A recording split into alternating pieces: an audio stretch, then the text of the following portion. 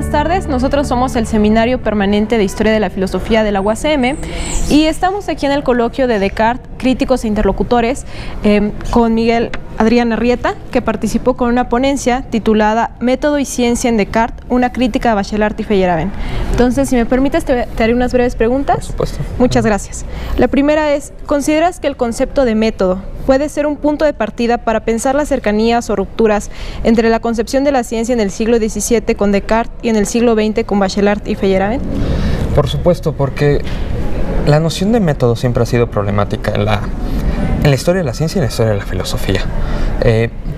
Comienza en la historia de la filosofía con Platón, Sí. mismo que marca con la noción de camino una especie de pasos a seguir si se quiere llegar a la verdad. Esa misma concepción de método marcó pues hasta llegar a la modernidad con Descartes, quien busca con una cierta concepción de método alinear la racionalidad y la verdad de las ideas acerca sobre la naturaleza. Sin un método para Descartes no podríamos obtener conocimiento alguno. ¿Por qué? Porque sería incierto, caeríamos en el error. Sin pasos a seguir correctos, no podríamos tener un conocimiento universal y necesario, en el sentido en el que necesitamos que todos sigamos los mismos pasos y todos sigamos las mismas reglas para llegar a cierta concepción de conocimiento y que ese conocimiento sea verdadero para todos. En Feyerabend, ya para el siglo XX, después de la modernidad y todas sus reflexiones, y en Bachelard sobre todo, la ruptura con la noción de método significa que la ciencia ha avanzado a otro nivel, a otro tipo de reflexión. No necesita ya una normatividad explícita o intrínseca con respecto a su actuar. Lo que necesita son las prácticas. Es el cambio desde el método a las prácticas. Y desde las prácticas enriquecerse, proliferando teorías, proliferando ideas que no necesariamente siguen ciertos pasos, sino que favorecen a la espontaneidad y a la libertad del investigador. Sí, muchas gracias. Entonces, ¿tú piensas que las reflexiones cartesianas sobre la ciencia mantienen cierta actualidad o vigencia para pensar los problemas de la filosofía de la ciencia?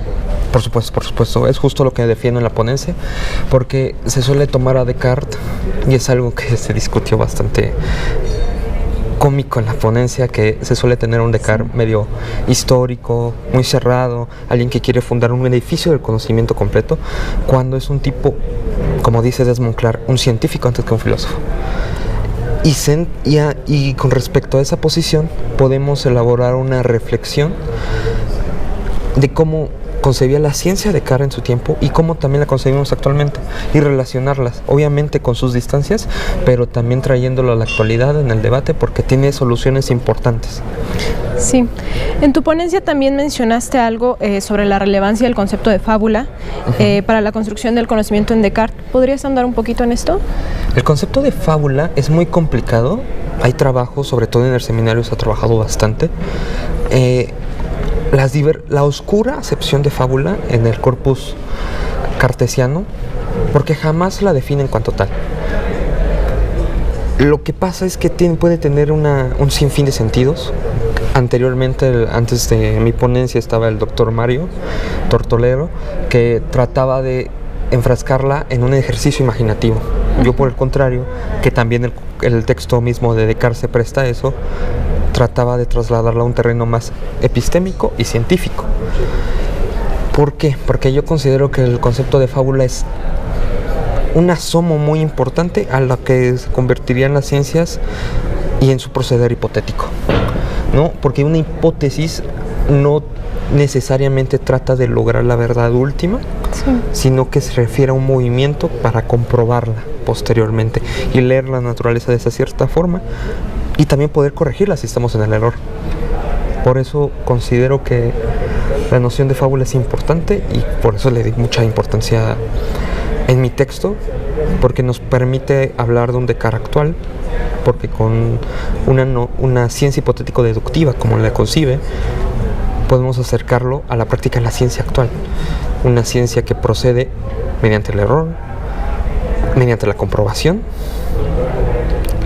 y mediante la intuición de que podríamos llegar en algún momento a la verdad, pero siempre considerando que son hipótesis y que debemos esforzarnos más para continuar la investigación. Eso es lo importante. Pues te agradecemos muchísimo por todas estas características que nos explicaste de la ciencia cartesiana y sobre todo cómo retomarla en los problemas actuales de la filosofía de la ciencia. Y también te agradezco por el tiempo que nos prestaste, que nos permitiste para esta entrevista. No, muchas gracias a ustedes. Muchas gracias. Hasta la próxima.